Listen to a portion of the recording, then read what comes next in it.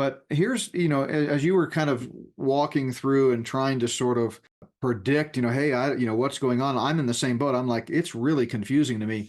And one thought that occurred to me recently, Lauren, I'd love to get your take on it, is maybe because I believe we are heading towards the very end of the end. I think we're in the last days. I think we're on the cusp of this end times plan, beginning with the rapture and all the chaos that ensues after that. Because I think we're that close, I wonder if maybe the Luciferians themselves are not in somewhat of a state of confusion and infighting and wrestling for who's going to get to be at the tip of the spear, and who, we know we're getting close to the end, so I want the credit. I mean, they're all a bunch of Satan worshiping, sinful, unredeemed people. So of course the manifestations of the flesh are going to be even greater in that category. So maybe the reason we're having trouble figuring out their next move is because maybe they don't know their next move at this point. What do you think? Well, I think that's a good observation.